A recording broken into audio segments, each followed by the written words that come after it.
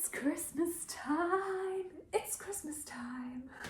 Let's get Christmassy by reading some lovely Christmas books. We do not have any Christmas decorations, so this is about as Christmassy as it gets.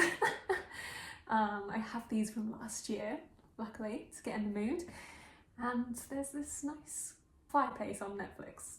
If you happen to be subscribed to Netflix, I was trying to avoid any AI generated videos, so hopefully this isn't. I will be reading Christmas books this week to get festive. So when you think of Christmas books, what's the first thing you think of? Christmas Carol? A Christmas Carol? Excellent! Because that is where I will start. I haven't read A Christmas Carol, so that's obviously the first book that comes to mind, so that's where I'll start. And then another book I'll read is this book called Corporate Mandated Holiday Romance by Nellie Wilson, I believe.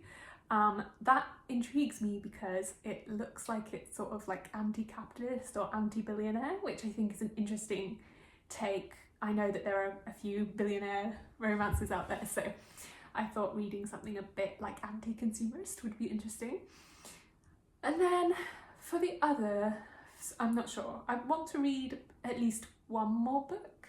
Might be being quite ambitious because I want to finish this video in a week, and it's Tuesday, so I usually put a video out on Saturday. So yeah, we'll see. But I don't know what that third book is, so I think I'm gonna look for recommendations from the community. I know lots of people have Christmas book holiday recommendations, so I will look for them. Let's get started. Oh, I forgot to add as well, I'll be reading Some Like It Cold by Elle McNicoll, because in the last vlog put up, I read Kind of Spark by Elle McNicoll and I really loved it.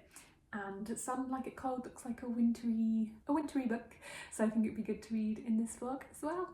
And yeah, I said in that last video that I think that Elle McNicoll could be a new favourite author, so this will be a good opportunity to see if that's true. I know that, for example, Books and Lala says that she needs to have three 5-star reads in order to consider an author a favourite author. And yeah, I think that's fair. I don't know, I guess as an adult, I don't have a favourite author.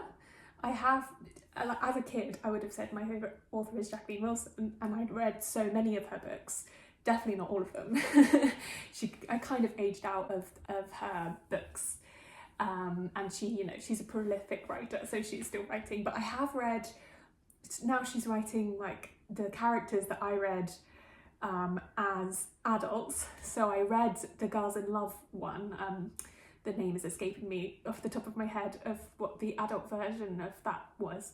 But I really enjoyed that. So anyway, I would like to find favourite authors as an adult, and I think that, yeah, that's a good place to start, is 3. I don't really rate my books in that style, but 3 5-star or 3 favourite reads. That sounds good. So we could be well on the way to Elle McNicoll becoming a favourite author. So yes, so that's 3, and then 1 community recommended book. So I guess I'm aiming for 4 books this week. So that's yeah, ambitious, but let's do it.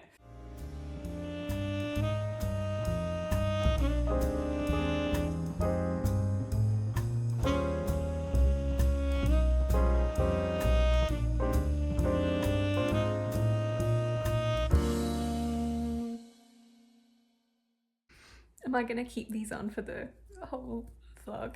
Maybe I will, maybe it will seem like I kept them on for the entire week, in bed, in the shower. So I'm about 3/4 of the way through A Christmas Carol. I'm reading the version that Quentin Blake illustrated from the library. I don't usually record from this room because we live opposite a school and opposite the train line, so it can get quite noisy. But my wife's working in the room I usually film in that has maybe slightly better audio, so let's see how this goes. I'm really enjoying A Christmas Carol. I think it's it's a classic for a reason, and it's well loved for a reason. I'm really enjoying the kind of fable of Scrooge being someone who collects his money, hoards his money, and then looks down upon poor people and people who aren't kind of hoarding money in the same way that he is. And then going through these experiences with the Ghost of Christmas Past, and at the moment I'm still with the Ghost of Christmas Present, and seeing like the reality of what his views mean in terms of, if you're not going to share your money, then that will mean that some people will not be able to live. Actually, the money that you're hoarding and not using on anything could go to save somebody else's life. Having that put straight in front of Scrooge's eyes, I think is really, really powerful. And it's reminding me, it's like the fictional version of this book that really affected me called The Life You Can Save by Peter Singer. And that basically is like the philosophical argument that with money that you save, or money that you might spend frivolously, like on an ice cream or tickets to the cinema, with that money in this world that we live in, you could save a life. And if that being the case, when are we morally obliged to do that? And so Christmas Carol is talking about Scrooge, who is one of the wealthier members of his society, whereas The Life You Can Save is a message to all of us. And I think maybe some people, when reading A Christmas Carol, might not see themselves in Scrooge, and why would you, like, I'm sure most of us are not hoarding unnecessarily amounts of money and not awful employers to work under, but I guess there is a part of Scrooge in all of us in terms of holding money that we don't necessarily need and that could be put to better use elsewhere. I guess my reservations with the book is A Christmas Carol doing the work that it wishes to inspire? When people read A Christmas Carol, are they more likely to donate? Even not just that, if we're thinking about like billionaires, the most powerful people in the world, is it that they don't know? Is it that the reason that they're hoarding so much money and not donating it when it could save lives, is the reason they're doing that because they don't know? Or they know but they don't believe? Like they haven't processed that knowledge in order to be able to act upon it? Or is it that they're only they're motivated by power and money and they're not motivated to help others? Obviously, not everyone's going to be the same, but I think this is interesting because it asks the question, what should we do? Is it a matter of persuading people who have a lot of money to donate more? Is that where we've gone wrong as a society, that we haven't done that? Or is it that we just need to tax more? We just need to tax them more, and we need to take the power back. And as a collective, as the 99%, as the 99.999%, do we need to say, right, we're not letting a tiny minority of people hoard all the resources anymore? So I guess I'm really enjoying the book, but I'm wondering about its message in terms of what we do about it. What do we do about inequality, about injustice? I've finished. I don't think I have too much to add. Yeah, I really enjoyed it. I think it's a lovely Christmas time fable. I think if you think that you will be affected by it, affected to act, if you can and if you're able, then yeah, I would definitely recommend it. I still have my reservations about its recommendation in terms of what we do. Do we have to rely on every person of power seeing the light? Because I don't think that's feasible. I don't think that's a good plan. I think that we just need to legislate. We just need to tax the super rich.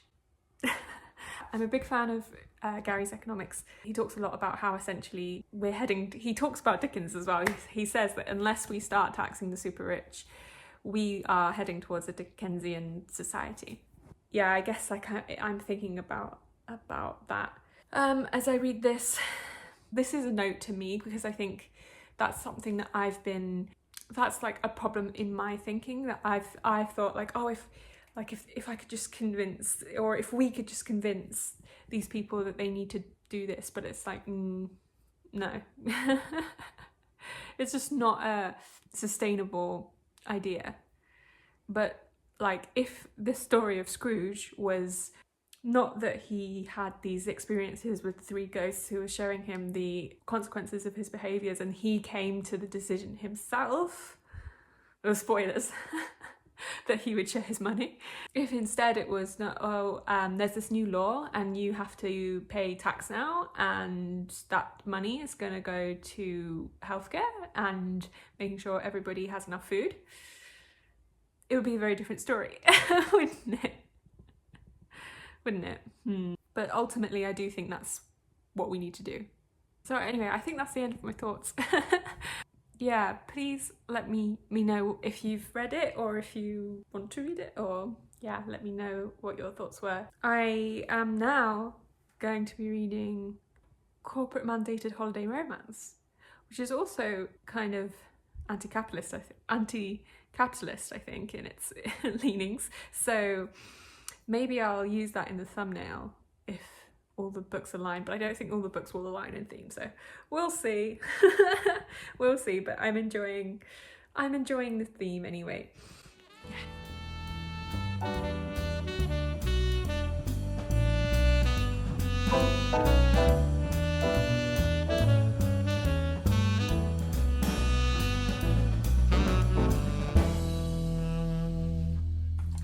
Yeah, so I finished Corporate Mandated Holiday Romance whilst I was on my weekend break to Gma.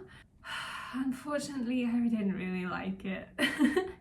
Okay, so Corporate Mandated Holiday Romance is about Brooklyn, who is a environmentally concerned citizen. She wants to do good in the world, and she gets a job working for this environmental startup, very successful, that's like recycling waste and putting it to good use and saving the world. So she's been idolizing the CEO of this company for a while, but when she starts working at that company, she realizes that all is maybe not what it seems, and that the CEO is actually a douchebag and very insulting. And she teams together with a journalist who is her actual love interest, and they plot to bring to light all of the dodgy happenings of this company, right? So that sounds like a compelling romance. I don't think I can blame myself for picking this one up. I really thought that I was gonna like it. I think it's a good plot. I think it's just not executed very well. And some of the writing made me feel a bit weird. For example, I don't like not being good at things. I don't like the beginning stages of a new job. I hate the awkwardness of first dates. Shit, I stopped going to therapy when I realised that I just had to do it forever. I don't know, like, obviously that hits me personally as someone who goes to therapy, but I feel like that's just a bad representation of therapy. Maybe some people do need to go to therapy forever. Maybe that's not a bad thing, but also it's not my experience at all. I've had periods after therapy where I've been able to not have therapy because I've learned how to comfort myself through situations and how to cope through situations that I previously found difficult. And like, something you can do when you start therapy is you can ask, like, how long do you think the treatment for what I'm seeking therapy for will take? That's cool, you know? And I don't know, it kind of made me sad to see therapy painted in such a jaded or in such a negative way, and that isn't really unpacked at all. And like, people have different opinions, so like, you know, maybe that's fine, but I was just like, oh, that's really sad. For you, I think, for this character, that you think that. Also because I'm reading on my ebook and it shows me like how many people have highlighted it, and I saw that 35 people have highlighted it, and that made me feel like, is that because you're agreeing with it or because you're feeling a bit weird like me? I wondered about that. Yeah, so also to mention that the main love interest in this story is Jewish, a Jewish man, and the main character describes herself as a WASP woman. And so there's a lot of discussion, yeah, around like the Jewish faith and Jewish traditions. To me, it felt kind of like my first Jewish friend. Again, which is going to be a theme of my review, like it felt quite surface level. So if you're going into it thinking, I don't know, wanting a bit more depth, I don't think you will find it. So I think that's good to know going in, like, depending on what you're looking for. There were some issues in the writing, like some continuity errors. In one scene, she's wearing one outfit and it's uncomfortable, so she asks the love interest for a change of clothes, but then by the time they get down to it, she's wearing a completely different outfit again, even though that hadn't been referred to. And also, I think this piece of writing is kind of a response to, like I think I said before I read it, and like it's a response to the like billionaire romances that are a lot of. And so I think if someone has kind of read those but felt kind of weird about it, I think like this could be a good antidote. I guess I wasn't, it did intrigue me into reading it, but then I kind of felt like, oh, I actually, like, I'm not really mad because I haven't read those books. So because I'm not taken by the plot, like, the plot was very surface level, like we didn't get a lot of details into like, what is the corruption? How does the corruption of this company work? And the journalism that was happening, like the secret recordings and the kind of fake relationship, yeah, because they fake date, right? So that she can bring him in as her boyfriend so that he can attend the corporate mandated holiday parties. The way in which they took him down and the way that they documented his misdeeds was, I don't know, very, very surface level. I guess I just want more. Yeah, like I think if this book, because this book was self-published, I think if this book was traditionally published or like hadn't had an editor to kind of look through the continuity mistakes and like brush it up a bit, I do think there's a good book in here, but it just wasn't there yet for me. Yeah, also in terms of like the commentary of like taking the billionaire, because I guess it's implied that the CEO of this environmental startup is a billionaire. I was expecting there to be maybe a bit of commentary about that, other than just like that he has an act to make him look like a good guy, but he's actually awful in the office. Yeah, I was hoping for some more commentary. Yeah, but this is a romance, and it didn't sell itself as anything else, you know. It didn't sell itself as like, you know, a hard-hitting look into office politics, you know, necessarily, or whatever. So it can be an intriguing set to host your romance to occur, and that might be good for some readers, but for me, it left me unsatisfied.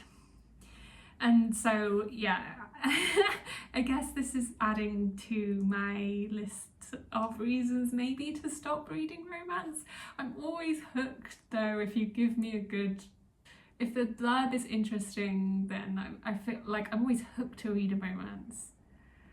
But at some point I will need to stop, I think.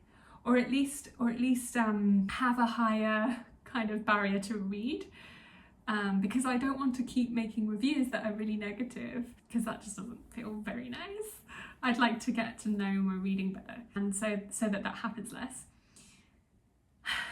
But the thing is, the next book that I'm reading in this vlog is a romance, but it's by Elle McNicoll, who I had a favourite from recently, which wasn't a romance, the favourite that I had from her, A Kind of Spark, that was children's contemporary, like middle grade contemporary. But because I enjoyed that one so much, like talking about increasing my barrier to entry, I think reading from an author that I've enjoyed their work previously, I think that might be a good, like, oh, that's a good reason to pick up a romance, like maybe that means that I'll like this one. So maybe I can prove that in this very vlog. That would be really exciting for me and hopefully for you too.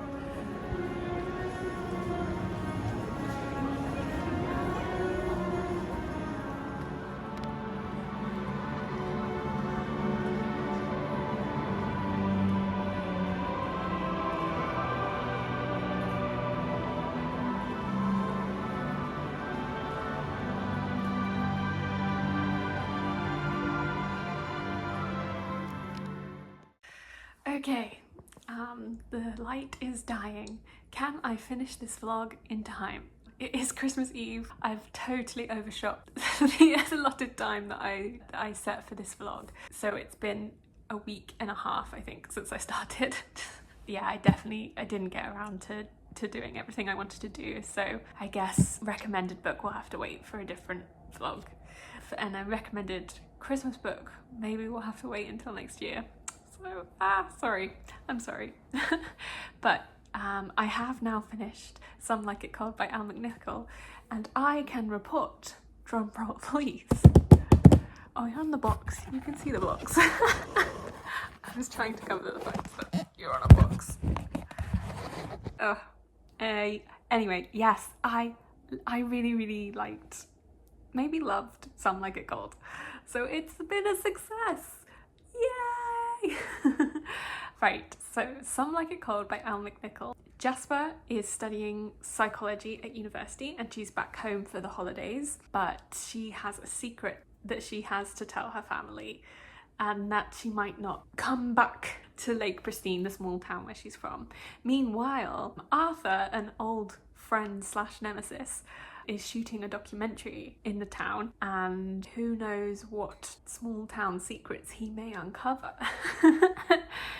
So, like in A Kind of Spark, the main character also in Some Like It Cold is autistic, and so we see her like struggle with that and having to mask and having like higher expectations of how to behave from her family especially. And yeah, so there's representation of that. And then her sister in the book is really mean to her, but also kind of like multifaceted. Like she isn't a one-note character at all, but at the same time she's like, the things that she does you kind of love to hate. And the fact that at the same time that you've got this like small town romance brewing, you've got the documentary that's being shot all across the town, and the suspense of what that documentary is going to uncover was a really tense, exciting like device within the book. And when that documentary is made, the response to what it is just very exciting. And one of those moments in a book where you're like on the edge of your seat, like, oh my god, I can't tear my eyes away. I can't, in this case, tear my ears away from this story, because it's so spellbinding. Yeah, so the romance coming together, it's a really slow build, and maybe that's what I need. That there was a lot, like there's a lot extra going on in this book other than the romance. Jasper, the main character, she's organising the town ballet and she's casting it, and also her sister's getting married, so they're organising the wedding, and so there's just, yeah, there's a lot of antics. There's a lot going on, and a lot happens that allows you to get to know all the characters in the book. And some really lovely friendships, but also like showing the difficulty within friendships and misunderstanding. So her friend is dating someone, and Jasper sees this moment with her friend's boyfriend and another girl, and it's like, you know, it's not something obvious like kissing or holding hands, but she sees this like moment of like the look in their eyes, and how like obviously she can see to her that something's going on between them, but when she tells her friend is like, what, you just saw them look at each other? Like, that could mean anything, like, and is completely in denial. And also the main character is like questioning herself. I think she knows what she saw, and she knows she's with some other people, and like everyone knows what they saw, but she feels like the neurotypical social norm is to not say anything, and so she's having to think about how to navigate that. And she wants to stay true to herself, but she's aware of what the social norms are, and so she's having to navigate that. And I thought that was really interesting and honest, and I really enjoyed reading about that interaction. Yeah, I thought that the couple went well together. I really was rooting for them to be together at the end. I really liked it. Also, it's seasonal. It's not like overly, it is set around Christmas, but it's not like overly like mentioning Christmas, but it is like wintry, and sort of because her sister's gonna get married on New Year's Eve, like it's like on the lead up to that. And yeah, I thought it was a really lovely seasonal read. Yeah, and I would definitely recommend it.